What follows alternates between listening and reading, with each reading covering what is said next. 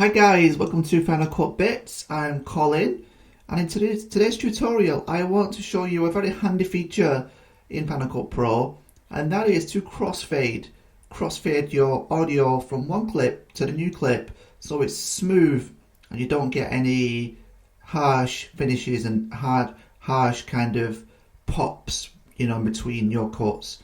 So this is why I really use it, is because you often, when you cut in an audio point from one to the other, you do get, a lot of you get a pops, and it's kind of a bit amateurish in my opinion, but you notice it in some videos. But anyway, so we've got this full video here. We've got 3 clips. Alright, so all we're going to do is want to crossfade the audio from this side to this side. Okay, so all you need to do is go to trim tool. Okay, then select the 2 clips, so they both, the edge of the clip and the beginning of the clip, if highlighted, and then press Option T. Okay, that has crossfaded now between that and that clip. So when you listen to it in your headphones, it'll be a lot smoother and a lot more easier on the ear. So I'm going to press A. Alright, so these 2 are faded out and in. It's hard to see, but if you zoom out a bit, you can actually see where it is apparent, where it has faded out and in. Okay, and where do you change the duration of this crossfade? Okay, so you go to your Final Cut Pro menu, Preferences, Editing, here crossfade. So I've just set that quite long to hopefully give you a good visibility of seeing it. So by default you have a 0.10, which is pretty fair really. You want a really subtle fade in your audio, quite subtle, so you don't want it really noticeable from your audience, from your viewer. So I like to have it quite kind of the most subtle get away with really. So you can set it, if you want to put it, some people like it like 0.5, like half a second. So we can just do that.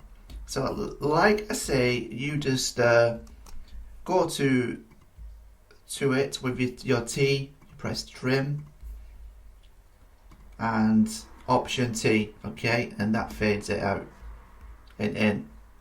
Alright.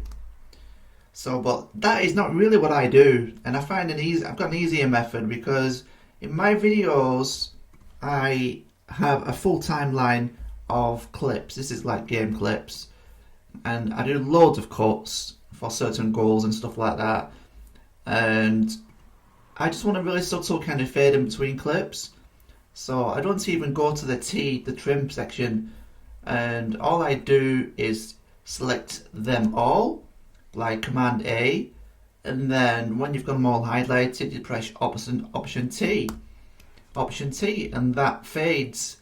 You've just got to zoom in. You've just got to look. It's very subtle. It's hard to see.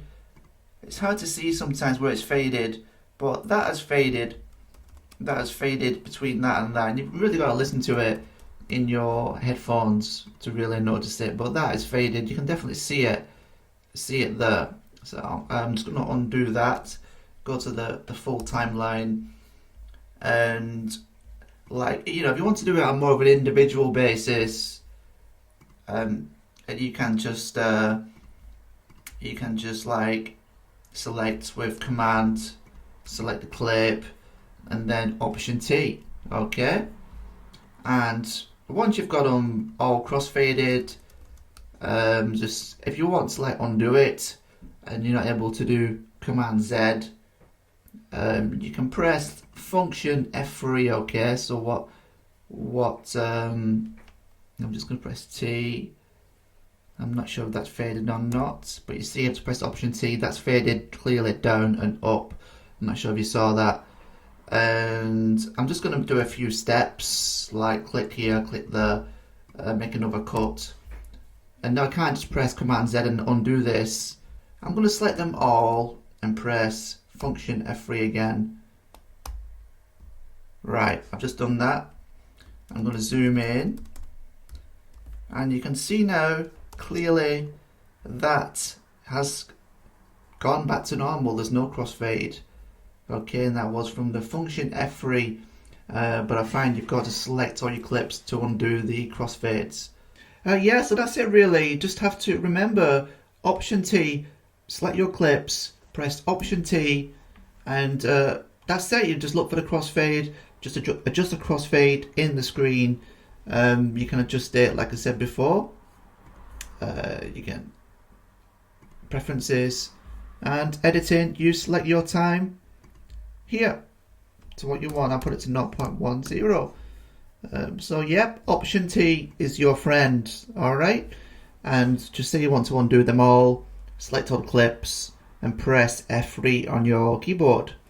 On mine I have to press function first and then F3, but I hope that helps you, and if you enjoy these tutorials, please subscribe. I'm going to be doing one a day for 1 month, so I'm going to review the channel after 30 days and see how it does. But I'm probably going off the feedback so far and the views that it's got, although very minimal. I believe I will carry on making it, and like several times a week I'll just go more in depth into tutorials here. So please subscribe, hit that bell if you enjoyed them, and I'll see you in the next video. Peace.